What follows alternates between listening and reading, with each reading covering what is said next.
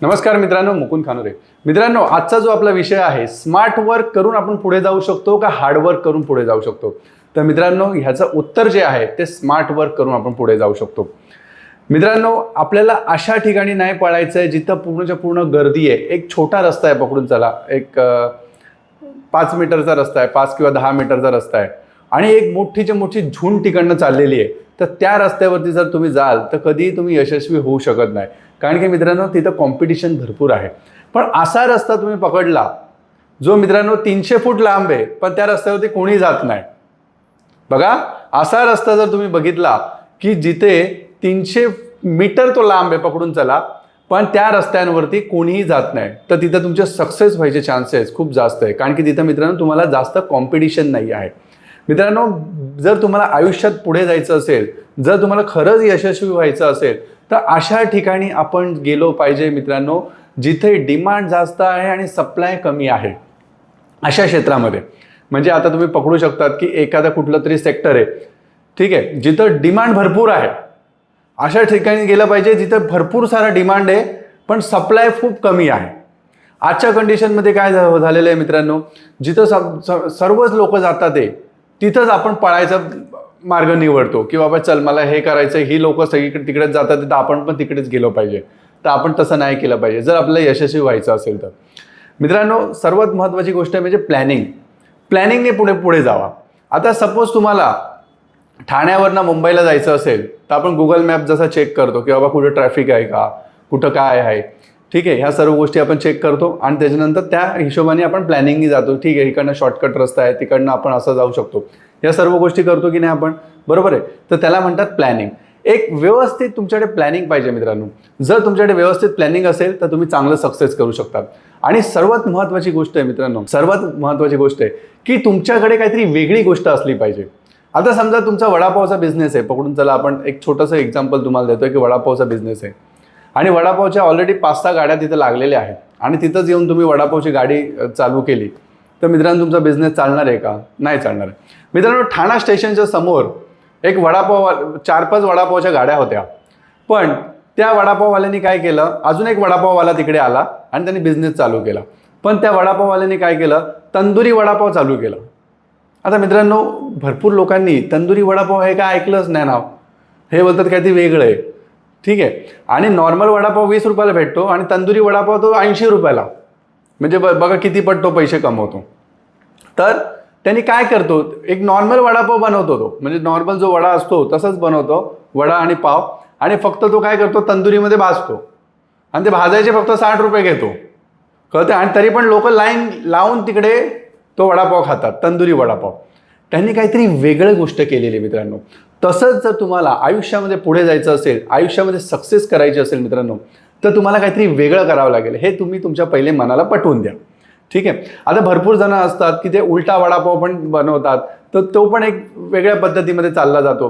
तर अशा वेगवेगळ्या गोष्टी जर तुम्ही करू शकतात मित्रांनो, जर तुमचा फूड बिझनेस असेल तर तुम्ही अशा काहीतरी वेगळ्या गोष्टी जर तुम्ही केल्या तर नक्कीच तुमचा बिझनेस चालेल. आणि त्याच्यानंतर मित्रांनो, भले तुमची प्राईस जरी जास्त लावली असेल पण त्या गोष्टीला तुम्हाला टेस्ट चांगलीच द्यायला लागेल मित्रांनो, ठीक आहे. कारण की एकच कस्टमर मित्रांनो आपल्याकडे रोज यायला पाहिजे. एकच कस्टमर आपल्याला आयुष्यभर पैसे दिले पाहिजे, ही गोष्ट तुमच्याकडे असली पाहिजे मित्रांनो. ही खूप महत्त्वाची गोष्ट आहे. आणि प्लॅनिंगने पुढे आपल्याला जायला पाहिजे. प्लस मित्रांनो, आता कुठलाही बिझनेस करायचा असेल तर तुम्ही एक विचारू शकता आपल्या 4 मित्रांना, 10 मित्रांना. विचारायला काय हरकत आहे की ठीक आहे, हा बिझनेस कसा चालतो, काय होतं याच्यामध्ये वगैरे. तर ते मित्र लोक तर तुम्हाला बोलतीलच मित्रांनो की बाबा हा बिझनेस तू करू नको, हे याच्यामध्ये हा प्रॉब्लेम आहे, याच्यामध्ये GSTचा प्रॉब्लेम आहे, याच्यामध्ये इन्कम टॅक्सचा प्रॉब्लेम आहे, मटेरियल येत नाही, हे येत नाही, ते येत नाही, असं असतं तसं असतं, ह्या त्या फलाना फलाना, अशा भरपूर साऱ्या गोष्टी तुम्हाला ती लोक सांगत राहणार, जे तुमचे आजूबाजूचे जे लोक असतील, रिलेटिव्ह असतील, त्यांचे कुठले बिझनेस असतील. कारण की मित्रांनो, त्यांच्या मनामध्ये एकच गोष्ट असते की बाबा आपल्या बिझनेसमध्ये ही व्यक्ती वापस नको यायला, ऑलरेडी इथं कॉम्पिटिशन आहे, तर हा व्यक्ती वापस नको इथे यायला. एक विचार करा ना, एक तुमचा पकडून चला एक मित्र आहे किंवा एक नातेवाईक आहे आणि त्याची वडापावची गाडी आहे, तर तुम्ही त्याला बोलाल की बाबा वडापावची गाडी मी इथं बाजूला अजून एक थोडंसं पुढे लावली तर चालेल का? तो बोलेल नको, लावूच नको, तू काय चालणार नाही, आम्हीच इथं वैतागलोय, असं तसं. तर ह्या गोष्टी तुम्हाला ते सांगणार. पण मित्रांनो, आपल्या पूर्वजांनी सांगितलेलं आहे, ऐकावं जनाचं आणि करावं मनाचं. लक्षात घ्या.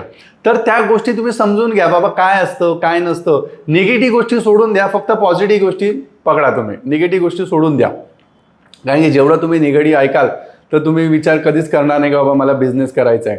त्या गोष्टी कधीच विचार करणार नाही.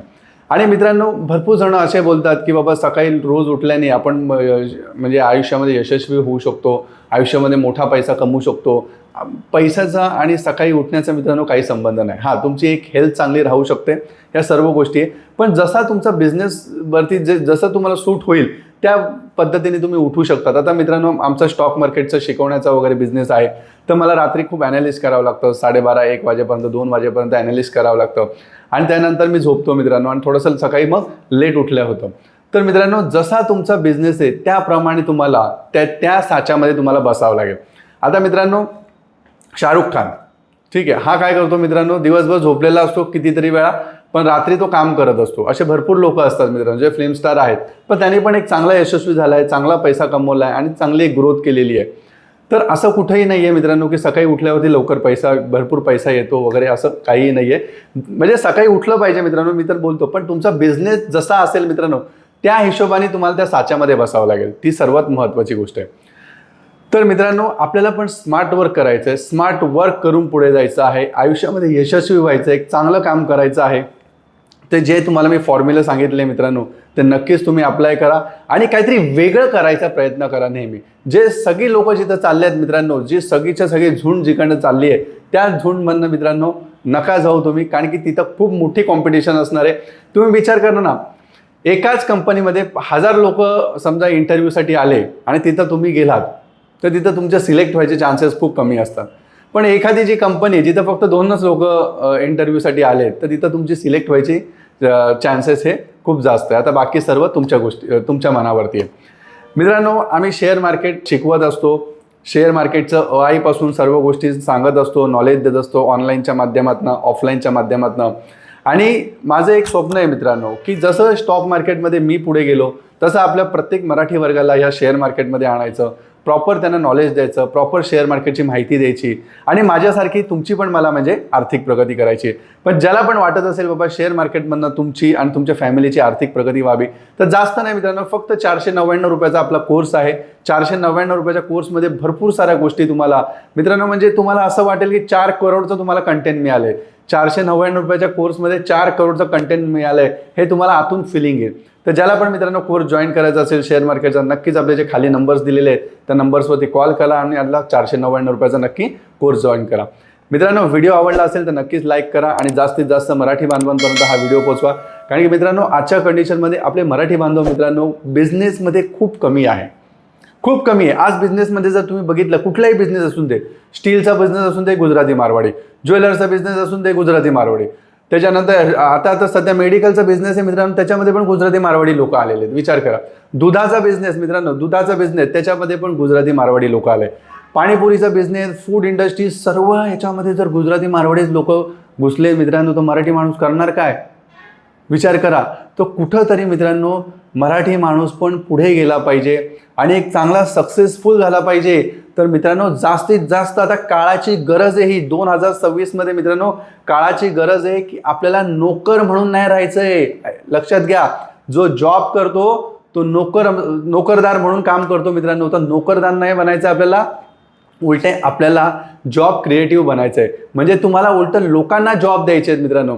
आणि जास्तीत जास्त माझी तर हीच इच्छा आहे मित्रांनो, जास्तीत जास्त प्रत्येक आपल्या बिझनेसमध्ये मित्रांनो, म्हणजे दुकानाची पाटी तर ही मराठी असली पाहिजे, पण आपला बिझनेसमॅन जो दुकानामध्ये बसलेला आहे मित्रांनो, जो ओनर पण आपला मराठी माणूस असला पाहिजे. तर मित्रांनो, जास्तीत जास्त हा व्हिडिओ आपल्या मराठी बांधवांपर्यंत हा पोचवा, जेणेकरून आपल्या प्रत्येक मराठी बांधवांना बिझनेस करायचा असेल तर काही ना काही गोष्टी माझ्या या व्हिडिओतनं, भले 100% मधल्या मित्रांनो 2%, 1% तरी गोष्ट मिळाली तरी पण मी माझं भाग्य समजेल मित्रांनो. पुन्हा एकदा सांगतो, व्हिडिओ आवडला असेल तर नक्कीच लाईक करा, जास्तीत जास्त आपल्या मराठी बांधवांपर्यंत हा व्हिडिओ पोचवा. जय हिंद, जय महाराष्ट्र, धन्यवाद.